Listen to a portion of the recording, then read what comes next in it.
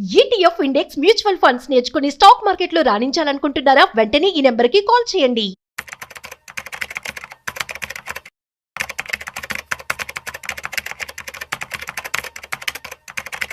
Mutual ఫండ్స్లో పెట్టుబడి పెడితే చాలా సేఫ్ అని బాగా అందరికీ తెలుసు. కాకపోతే ప్రస్తుతం ఉన్నటువంటి మార్కెట్ పరిస్థితుల రీత్యా ఇప్పుడు ఇన్వెస్ట్మెంట్ చేయడం ఎలా, at the same time A sectors బాగున్నాయి, వీటి గురించి పూర్తిగా మనం తెలుసుకోబోతున్నాం. సో వీడియోని మిస్ అవ్వకుండా ఎండ్ వరకు చూసేయండి. అయితే వీటి గురించి మనతో చెప్పడానికి నాతో ఉన్నారు mutual funds distributor Gandra Srinivas Reddy గారు. వారి మాటల్లోనే అడిగి తెలుసుకుందాం. సో హాయ్, హలో, నమస్తే, welcome to business birds with Rajeev Pasupuleti on Suman TV. Hi sir, నమస్తే. నమస్తే. సో ప్రస్తుతం మ్యూచువల్ ఫండ్స్ అనేది మంచిగా వెళ్తుందని చెప్పి అనుకోవచ్చు, అండ్ సెక్యూర్డ్ ఇన్వెస్ట్మెంట్స్ అని అందరికీ కూడా తెలుసు. అయితే ప్రస్తుతం మార్కెట్ పరిస్థితుల రీత్యా ఏ సెక్టార్స్ బాగున్నాయి, ఎందులో ఇన్వెస్ట్మెంట్ చేయమంటారు, అండ్ ఏం చెప్పారు? ప్రస్తుతం ఉన్న పరిస్థితుల్లో అన్ని బాగున్నాయి. ఆల్ సెక్టర్ పర్టికులర్ ఇది అని కాదు, కొంచెం తక్కువ ఎక్కువ, బట్ ఓవరాల్గా అన్ని సెక్టార్స్ బాగున్నాయి. లాస్ట్ మంత్ సెప్టెంబర్లో మన ఇండియా గవర్నమెంట్కి వచ్చిన జిఎస్టీ కలెక్షన్స్ 1,89,000 కోట్లు. 1,89,000 కోట్ల జిఎస్టీ కలెక్షన్ వచ్చిందంటే మన ఇండస్ట్రీ యొక్క ప్రొడక్షన్ ఎంతో ఆలోచించండి. ఎంత సేల్ అయి ఉంటుంది, ఎంత కొని ఉంటాము, ఎందరికి జీవనోపాధి కలిగిందో చూడండి. That is the practical evidence of the good economy. 1,89,000 కోట్లు లాస్ట్ ఇయర్ సెప్టెంబర్తో పోలిస్తే ఒక 10% ఎక్కువ, ఇంచుమించు 9% ఎక్కువ. సో ఇంత మంచి అవకాశాలు మనకున్నాయి. అవును. సో నేను డెఫినెట్లీ మ్యూచువల్ ఫండ్ ఇన్వెస్ట్ చేయని చెప్తాను. అంటే జిఎస్టీ కలెక్షన్ ఒకటే కాదు కదా, ఒక ఫార్మా లేదు, ఒక ఐటీ కాదు కదా, ఆల్ సెక్టార్స్లో ఈవెన్ ట్యాక్స్ పే చేయని వాళ్ళు కూడా, ఈవెన్ ఆటో నడుపుకున్నా, సబ్బు బిల్ల కొన్నా, పాల ప్యాకెట్ కొన్నా, అది ఆటోమేటిక్గా జిఎస్టీ వాళ్ళు మనం కట్టకపోయినా, ట్యాక్స్ కట్టకపోయినా ఆ కంపెనీస్ కట్టుండే. యాజ్ అ కన్జ్యూమర్గా మనం కొన్నాము, బట్ ఆ కంపెనీస్ ట్యాక్స్ పే చేశారు కాబట్టి ఇది రిప్రజెంట్ చేస్తుంది మన యొక్క ఎకానమీని. సో గుడ్, ఇంతకు మించిన తరుణం అయితే లేదు. గుడ్ ఇన్వెస్ట్ చేయండి. ఓకే, మ్యూచువల్ ఫండ్ ఇన్వెస్ట్ చేస్తాం. మరి మ్యూచువల్ ఫండ్ ఇన్వెస్ట్ చేయాలంటే ఎందుకు మ్యూచువల్ ఫండ్ని నమ్మాలా? Why mutual fund? Okay, investment gold ఉంది, సిల్వర్ ఉంది, రియల్ ఎస్టేట్ ఉంది. ఓకే, బట్ మ్యూచువల్ ఫండ్ నేను రికమెండ్ చేస్తున్నా. మీరు అడగండి ఎందుకు నేను మ్యూచువల్ ఫండ్ ఇన్వెస్ట్ చేయాలంటే, ఫర్ ఎగ్జాంపుల్ మనకు డ్రైవింగ్ రాదనుకుందాం, ఒక డ్రైవర్ని పెట్టుకుంటాం. సేమ్ ఇక అలాగనే మ్యూచువల్ ఫండ్లో ఫండ్ మేనేజర్ ఉంటాడు. ఈ ఫండ్ మేనేజరే చాలా కీలకమైన పాత్ర.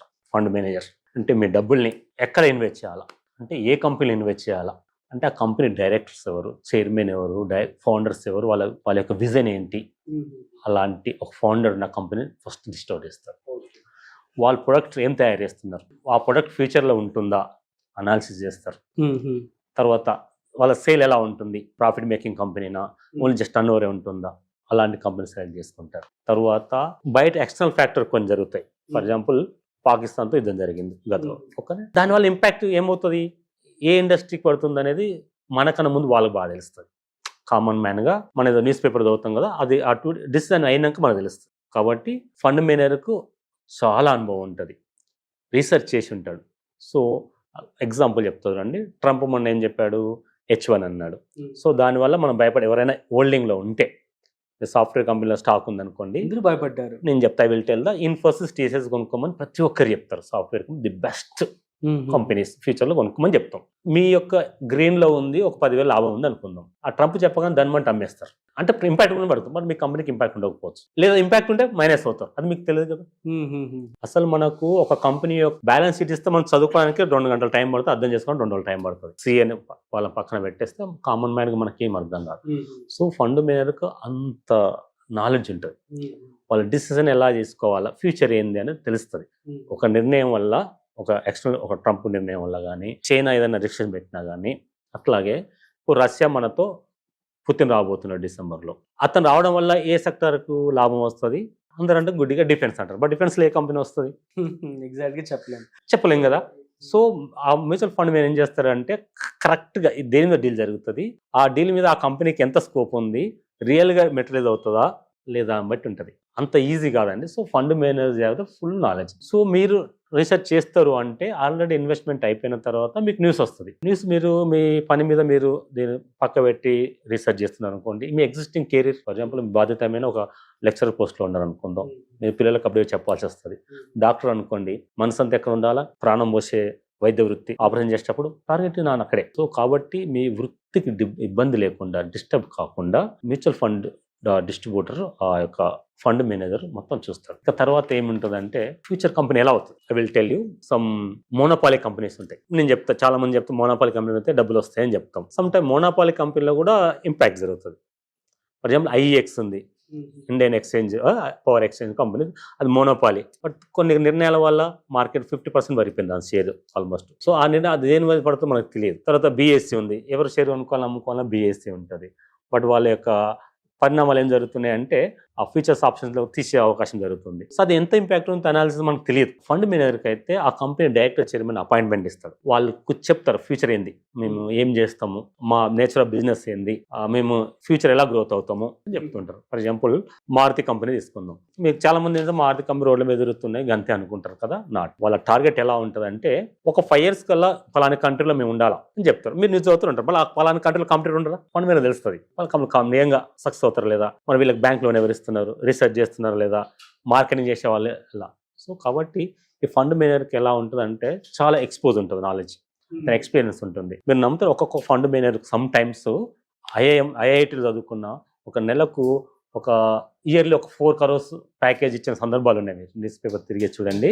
ఒక ఫండ్ మేనేజర్కి డాటా అనలైజ్ చేసే వాళ్ళకి ఒక 4 crores ఐఐటి చదువుకున్న వాళ్ళకి ఫ్రెషర్స్గా అలాంటి జాబ్స్, అంటే అంత నాలెడ్జ్.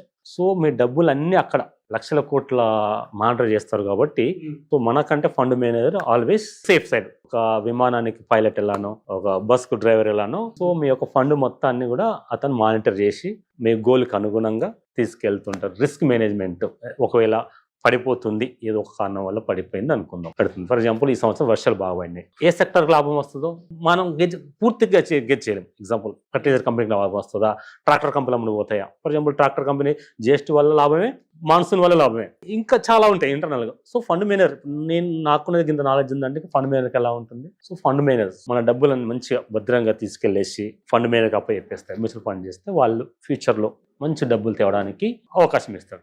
సో సెక్టార్స్ ఏమన్నా ఒక 5 చెప్పగలరా? Good sectors. మన గుడ్ సెక్టర్ ముందు ఫండ్స్ చెప్తాం. సెక్టార్ అంటే ఆల్వేస్ పవర్ కంపెనీస్ బెస్ట్.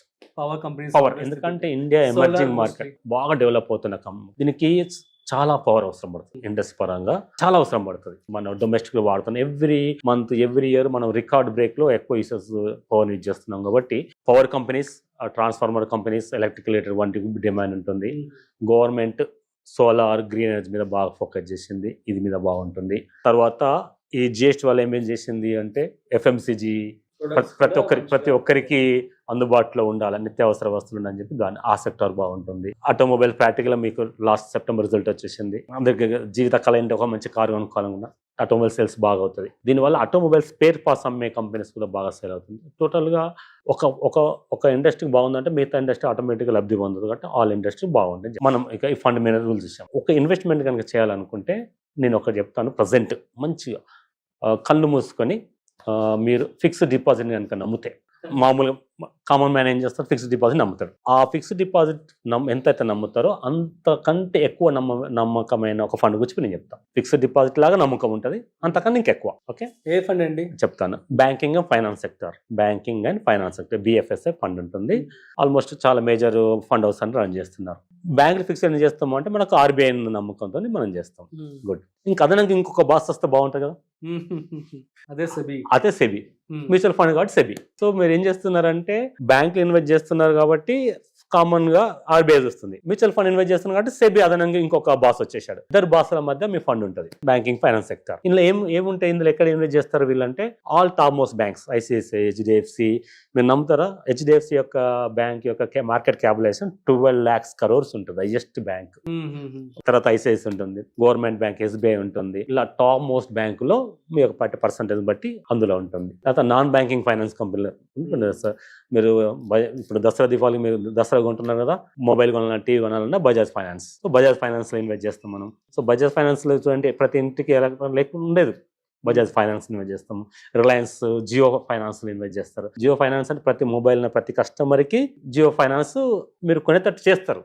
ఎందుకంటే మీరు మొబైల్ కోసం జియో యాప్ ఇన్స్టాల్ చేస్తారు. ఆటోమేటిక్గా జియో యాప్ మీ యొక్క డేటా అక్కడ ఉంటుంది. ఆల్మోస్ట్ జియోకు ఎంత స్కోప్ ఉంటుంది అంటే ఒక మార్కెట్లో 50% ఫైనాన్స్ లో అంత డేటా ఉంటుంది. ఆ మొబైల్ కస్టమర్ అందరి యొక్క ఇన్ఫర్మేషన్ అక్కడ ఉంటుంది, యాప్ ఉంటుంది. ఇప్పుడు కొత్తగా మళ్ళీ జియో బ్లాక్ రాక్ వస్తుంది. Mutual fund.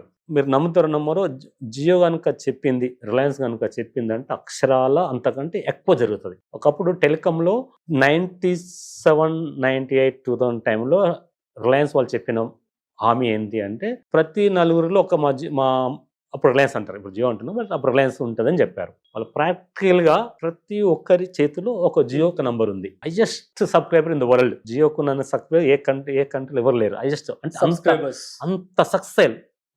అలాంటి జియో ఫైనాన్స్ లో మీ డబ్బులు ఉంటాయి. దీనికి బాస్ ఎవరు ఉంటారు? మళ్ళీ అగైన్ ఆర్బీఐ ఉంటుంది, సెబిఐ ఉంటుంది.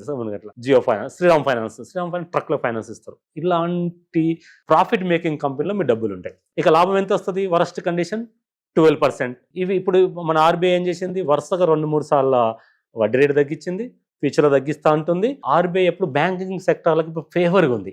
ప్రతి ఒక్కరికి అప్పు అవసరము, ఇండస్ట్రీస్కి లోన్ కావాలా, కామన్ మ్యాన్ బతకాలంటే లోన్ కావాలా. కాబట్టి ఆర్బీఐ తీసుకునే నిర్ణయం వల్ల వీటికి ఇండస్ట్రీకి చాలా గ్రోత్ ఉంటుంది. సో 15% సిఏజిఆర్ చొప్పున మనకు మంచి ప్రాఫిట్ వస్తుంది. చూడండి, బ్యాంకులకు వచ్చేంత, బ్యాంకు వాటికి వచ్చేంత భద్రత ఉంది, నమ్మకం ఉంది, పీస్ఫుల్ ఉంది. లాభమేమో మంచి ట్రెండింగ్ సెక్టార్. ఇప్పుడు ఎట్లా అంటే కళ్ళు మూసుకొని ఇన్వెస్ట్ చేయండి మంచిగా, అప్పుడు ఆటోమేటిక్గా 15% సిఏజిఆర్ చొప్పున ఈజీగా వస్తుందని నా యొక్క గెస్సింగ్. మీరు మళ్ళీ మీ యొక్క మ్యూచువల్ ఫండ్ అడ్వైజర్ని కానీ మీ ఫైనాన్షియల్గా స్టడీ చేసి ఇన్వెస్ట్ చేయాలని నేను కోరుతాను. ఇది బెస్ట్, నాకున్న పరిజ్ఞానం ప్రకారం పర్సనలైజ్ చేసుకోవచ్చు. ఇన్వెస్ట్ చేయడానికి మంచి investment banking and finance sector. Thank you so much. So guys, మీ అందరికీ అర్థమైంది కదా. సో ఇవి ప్రస్తుతం ఉన్నటువంటి best sectors in mutual funds అనమాట. మీరు కూడా ఇన్వెస్ట్మెంట్ చేసే ముందు ప్రాపర్గా స్టడీ చేసి ఆ తర్వాత మాత్రం ఇన్వెస్ట్మెంట్ చేసుకోండి. That's it. మీకు కనుక ఇంకేమైనా డౌట్స్ కానీ ఉన్నా, లేదంటే మీరు సార్తో మాట్లాడాలి అనుకుంటున్నా, కింద డిస్ప్లే అవుతున్న నెంబర్కి కాల్ చేయండి. సో మేము మీకు సార్తో కనెక్ట్ చేస్తాం. That's it. మరొక ఇంట్రెస్టింగ్ కాంటెంట్తో మళ్ళీ కలుద్దాం. అంతవరకు చూస్తూనే ఉండండి Suman TV. This is Rajiv signing off. Video నచ్చినట్లయితే like, share and subscribe. Thanks for watching.